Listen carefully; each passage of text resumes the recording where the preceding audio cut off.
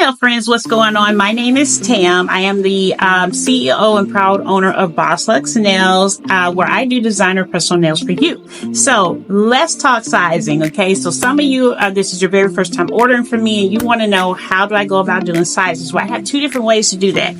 The first way is you can do the well-trusted nail sizing kit, and this is what my nail sizing kit looks like. It'll have all your nails here and also have instructions on the back. It takes about 3 to 5 business days for you to get this, because I do mail this out via USPS. It's only your order, your designer nails, that I mail out via UPS. Okay, so you'll get that in a matter of a couple of days once I get it done. But anyway, once you get this nail sizing kit in, if you notice, I have numbers written along where your nails are. This is really makes it totally easy for you, because on the top of these tips, there's little small tiny numbers. And honey, unless you got the best of the best eyes, or you're wearing glasses and you hold it up, that's just too much to ask you to do. So I just go ahead and write the numbers on the nails for you. And what you're going to do is you're going to take the nail off. And then what you're going to do is that you're going to put it on your finger, and whichever finger it fits on the best, that is the size of that particular finger. Now your nail should fit, it should cover from sidewall to sidewall. There should not be any gaps there, and that is a properly fitted nail. Now the nail shouldn't feel tight. You shouldn't have to force it down to make it fit. If that's the case, that nail is too small and you need to move on to the next nail. Okay, if you happen to be in between sizes, like say for instance, for my thumb, say if size 1 fits, but size 0 kind of also fits, but size 0 might just be a little larger around my cuticle area down here, might be a little larger. Go with the larger size. It's simply because once I start putting the product or polish on your nails, and I do use gel polish, by the way, once I start laying that gel on the nail, it does shrink the nail a bit. So I always recommend go a size up. Never go that exact size. If you see that you're kind of getting in between sizes, like I kind of fit this one and I kind of fit that one, go with the larger size, because we can fix large. We cannot fix small, because once the nail is too small, there's nothing I can do to expand it. But if the nail is too large, then you can take your nail file the little edge down very slowly, and periodically, putting it on your finger to see if you got the proper fit, and voila, that's done. So I digressed a little bit, but anyway, you have your nail sizing kit here that you can request, or you can DIY it, do it yourself. Like I said, maybe you're somebody who's ordered press-on nails before in the past from somebody else, from another designer, and you're coming across my page and you see something that you really like and you want to get it from me, and say you already know your nail size, say you already know that you're large or small or medium, you can definitely send that over to me via you can DM me on Instagram, DM me on Facebook, and or you can email me. All my information's out there. You can email me and say, hey, listen, I know I'm a size medium, I know I'm a size small, I'll go ahead and start making that set for you in that particular size, and we'll get it sent out. But what if you don't know? What if you're not 100% sure? Like I said, you don't want to go the nail sizing kit route. And by the way, the nail sizing kits are $7, and we do not charge shipping for those. We just send those right on out. As soon as we get your payment for that, you'll go ahead, you'll get in it. Like I said, it'll be to you within 3 to 5 business days.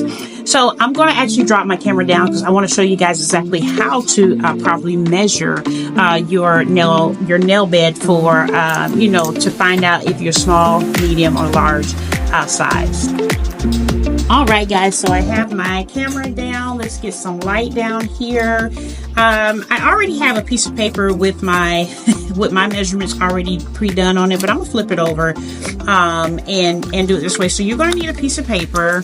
You're gonna need a ruler that has millimeters on it, and I hope I'm in shot here. You're gonna need a ruler that has millimeters on it. So you can use a ruler, you can use one of those tape measurers, the ones that are like really flexible, the ones you can put around your waist, you can use that, okay? So just know that from, if I can get something to point, and let me put my glasses on, y'all, I do apologize, so I can see. All right, please note that from here, from this first edge to the one, it's 10 millimeters. Excuse me, it's 10 millimeters, okay? Always remember that. From here to here is 10, okay? And then as you're measuring up, as you're going to see me do, all you're going to do is count the dashes in between until you, if you go all the way over to 2, you know that's 20. I have not yet met anybody yet that actually has hit the 20. The largest nail bed I've seen is an 18, and typically that's your thumb. Most measurements, I don't know if it's universal, but most measurements I come across for the middle finger is about a 16, 15. I've seen one that was 17, but you know, that I digressed again. However, let's go ahead and do my measurement for my finger here. So we're going to start here. As you see me, as what you're seeing me do is I'm just laying the paper down, and I'm gonna move my finger back just a bit because I want to make sure that I can see my cuticle area. Okay, I'm just laying the paper down really gently. You can use a paper, you could use napkin, you can use whatever you like. Some people even use tape. Okay, I think the tape method makes it a little bit easier. And what I'm going to do, looking at my cuticle, the base of my cuticle here, I know this is where my nail folds start. So I'm going to take my pen and I'm going to mark it right here. Okay, and I am using my left hand here to mark, which is not my dominant hand. And I'm going to go on the other side really quick, guys, and I'm going to do the same thing over here. Okay. All right. So now that I got those two areas marked, and I hope you guys can see, I'm just going to do a line. Okay. And then I'm going to take my ruler, and I'm just going to put it down. Okay, this shouldn't be that hard. Come on, Mika. All right, I'm going to put that down, and then I'm going to count how many dashes. I'm just going to count to see where I stop at over here. So like I said, from here to here is 10. So I already know that I'm going to say 10, 11, 12, 13, 14, 15, 16. Okay, and like I told y'all, typically it's a 16, or I've seen 15. The biggest I've seen is 17. But I am 16 mm here, okay? I'm 16 mm there. So on my chart, I'm going to lift my camera back up again. So on my website, there's a chart that has all those measurements listed down. As a matter of fact, this is what it looks like. So on my website, you're going to see a chart that looks very similar to this, okay? And what you're going to do is you're going to find 16 mm, and you're going to see the number 1, okay?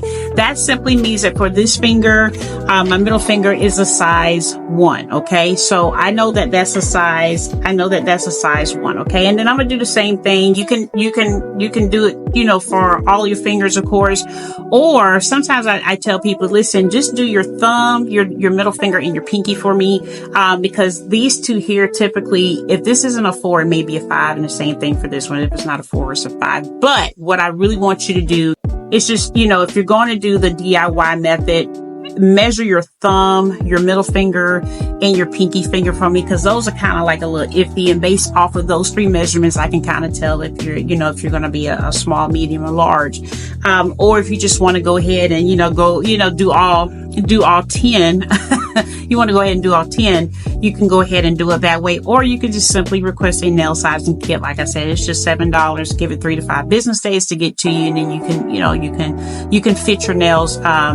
You can fit them that way, and then you can send me back the measurements. Typically, what I want people to do is just take a picture of it and drop it in my inbox.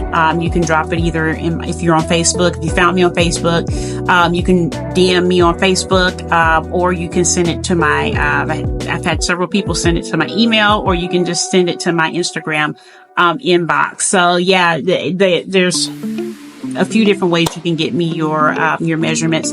And the moment I get those, we'll go ahead and start working on your design. So now when it comes down to working on your design, I do ask for 7 to 10 business days, simply because I am a one-man show right now.